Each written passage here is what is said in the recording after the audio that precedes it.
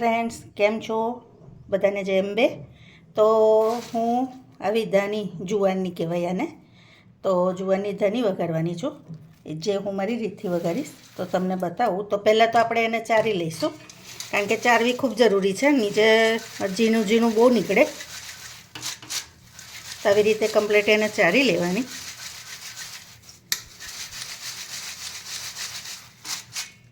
તો જો તમે જોઈ શકો છો નીચે કેટલું બૂરું નીકળ્યું, જોયું?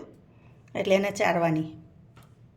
હવે પહેલાં હું ધાનીમાં નાખવાનો મસાલો તૈયાર કરી લઉં।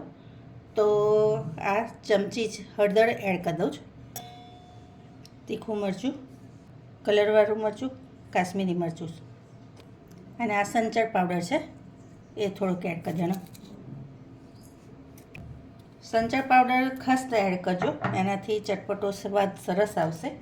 હવે આ બધું આપણે મિક્સ કરી લેવાનું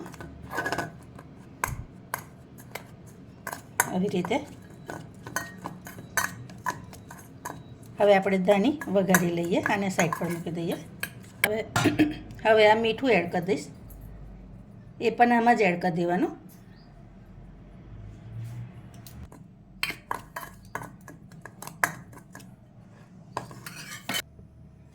હવે આપણે એમાં તેલ એડ કરી દેવાનું। તેલ આમાં છે ને સિંગ તેલ લેજો, એમાં ટેસ્ટ સારો આવે છે। મમ્મી વિડીયો ઉતારે છે।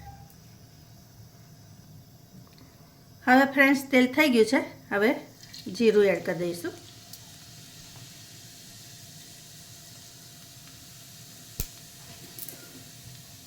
જીરું થાય ને એટલે તરત જ ધાની એડ કરી દેવાની।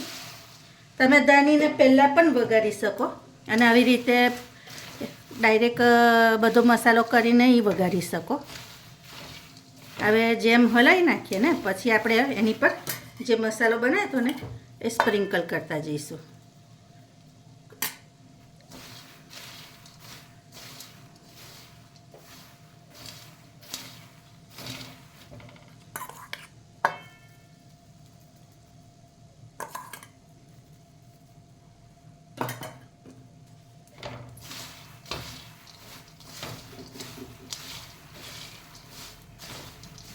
આવી રીતે મસાલો એડ કરવાથી શું થશે કે દરેક ધાનીના એક એક ફોડવા પર મસ્ત મસાલો બરાબર સરસ રીતે ચોંટી જશે, તો ખાવામાં પણ તમને ખૂબ સરસ ટેસ્ટમાં લાગશે।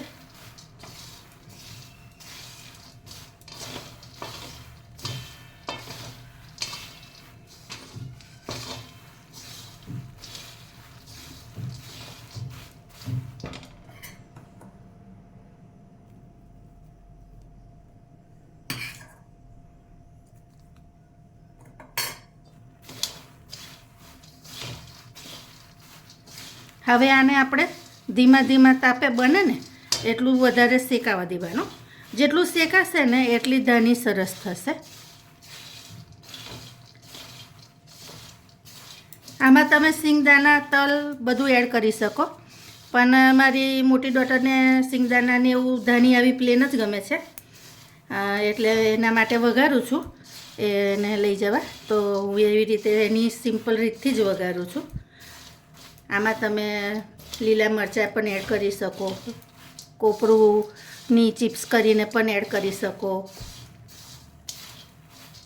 અને દરેલી ખાંડ પણ તમે ચાહો ને તો એડ કરી શકો, ચટપટો ટેસ્ટ તમારે આપવો હોય તો એવી રીતે થાય। પણ હું ખાલી તીખી બનાવું છું, એટલે આ ટેસ્ટથી બનાવીશ।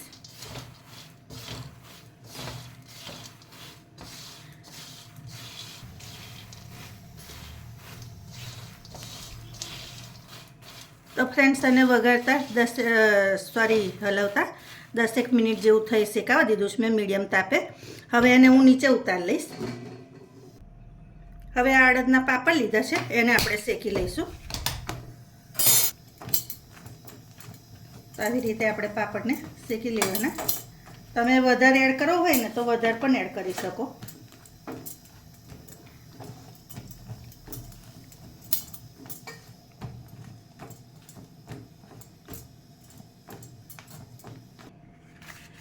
તો ફ્રેન્ડ્સ આ પાપડ છે એને આપણે અંદર એડ કરી દેવાના। તમે વધઘટ પાપડની કરી શકો, તમને ગમે ને એ રીતે. પણ આમાં પાપડની ફ્લેવર ખૂબ સરસ લાગે છે, એટલે ખાસ એડ કરજો આવી રીતે.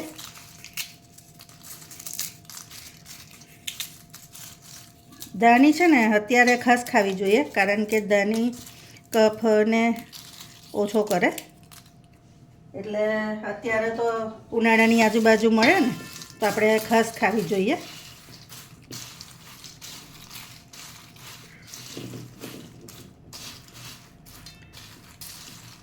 તો જો આપણી ધાણી શેકાઈને તૈયાર છે. તમને કેવી લાગી મારી રેસીપી ચોક્કસથી કહેજો. લાઈક શેર સબસ્ક્રાઈબ કરજો. Thank you.